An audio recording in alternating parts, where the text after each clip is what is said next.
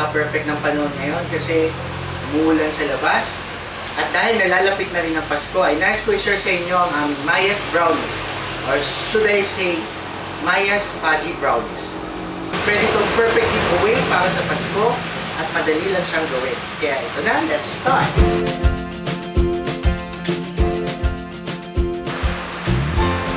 Here are the ingredients. We have semi-sweet dark chocolate 200 grams,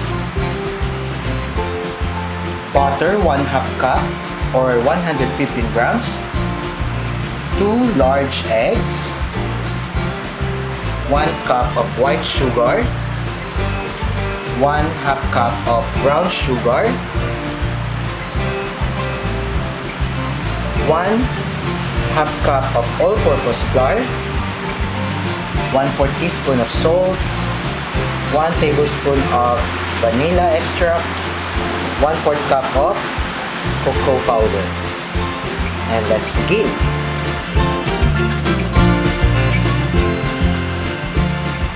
Okay, lagay lang natin sa isang mixing bowl ang dark chocolate, semi-sweet, at ang butter.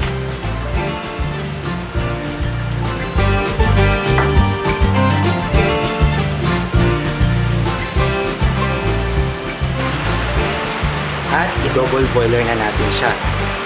So, dapat may tubig sa ilalim. Tubig. Para matunaw. Hintayin lang natin matunaw ang lahat bago natin itabi.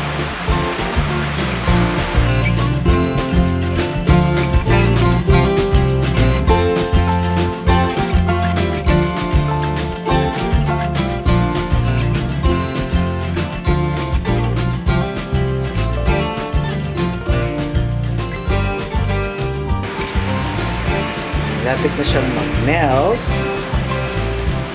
Pag fully melted na siya, set aside at ito naman ang gagawin natin. So, dapat wala ka naman kitang buo-buo. It's done. It's almost done. So the consistency of this one should be like this. Okay? Pagka ano na siya, fully melted na siya, tatanggalin niyo na siya sa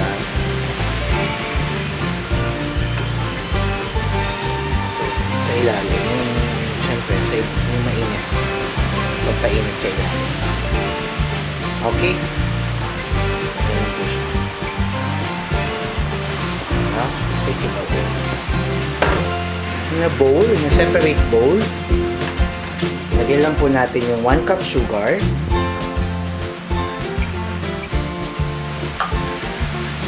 1/2 cup ng brown sugar,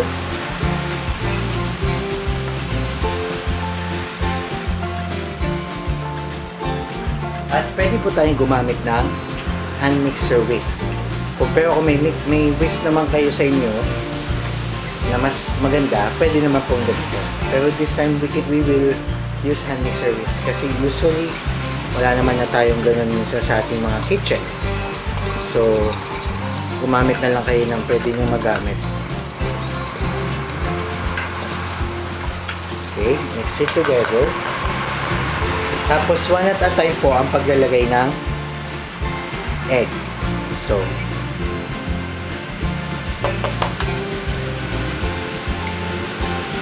put 1 egg. Then, mix nyo muna siya.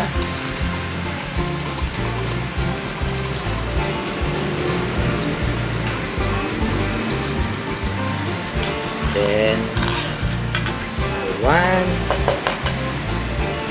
egg. So, gumamit po tayo ng 2 large eggs. Or pwede pong 3 medium size ng eggs. Kung wala po kayong large egg. Okay? Then, nagamit po tayo ng sifter para sa ating 1/2 cup of all-purpose flour. Next, nung nailagay nyo na po yung all-purpose flour, pwede nyo na po isunod ang cocoa powder.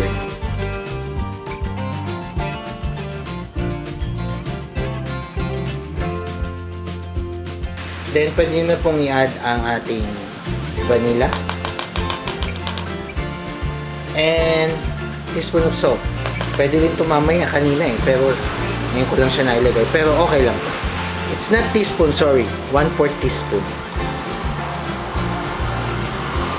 Okay, mix, mix, mix. By this time, pwede po tayong gumamit ng spatula. Para mas scrape natin ang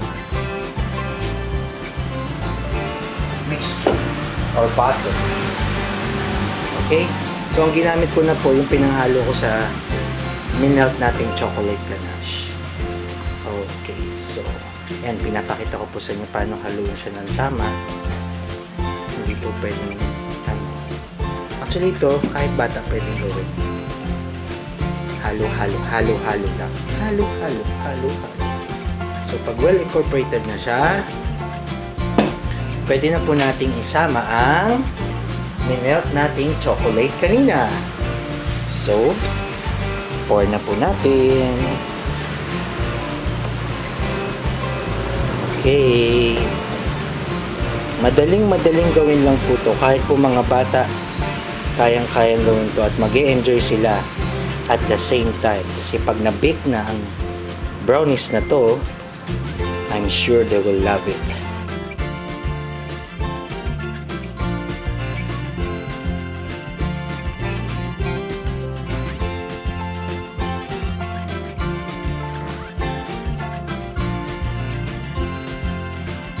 So, this is good for 1 8x12 pan size. Ito siya. May natulo na nga lang na counting brown. Hindi naman ito nabuni. Okay, so, lagay po natin. Ito pong lahat ng one recipe na to, kasya po yan dito.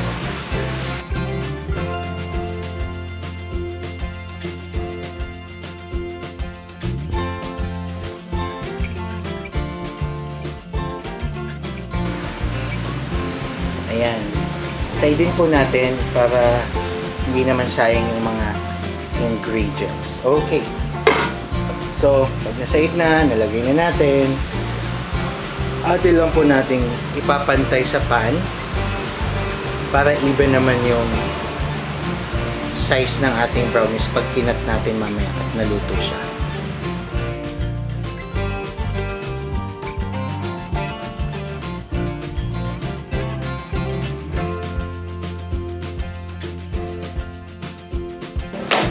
Pwede po tayo maglagay dyan ng pang-top. Pwedeng we can use nuts like cashews, peanut, almonds, every kind of nuts na pang-ibabaw. Or yung iba, they put choco chips, milk chips, mallows, anything na pwedeng ipang-top or i-garnish sa ibabaw. Pero sa akin ngayon, meron po akong natirang almond nuts. So, I'll be putting a bit of almond nuts on top. Not the whole one. You can put it like half of this. Kasi yung iba, they don't prepare with nuts. Gusto lang nila plain. So, pwede pong ganyan lang ang lagay. Yung iba, plain lang.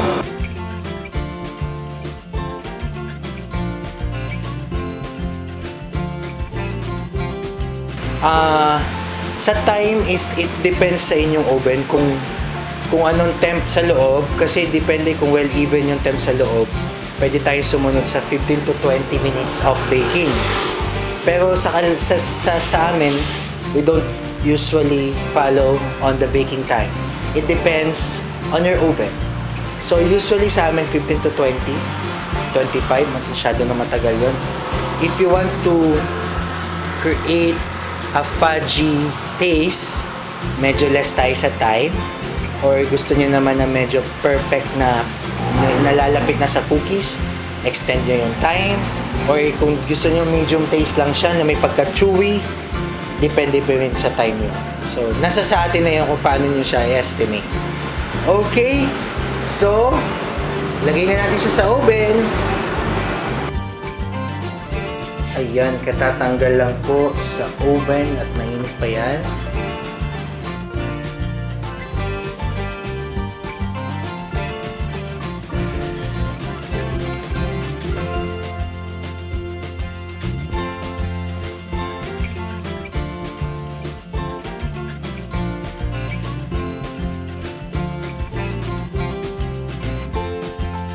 So, ito po siya. Here's our brownies. Okay, para mas sumarap, lagyan natin ng choco lang.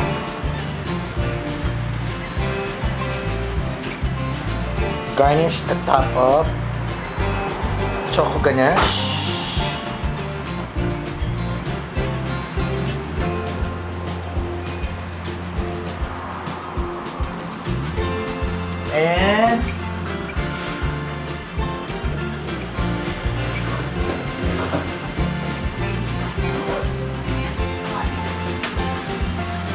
And lagyan ng powdered sugar.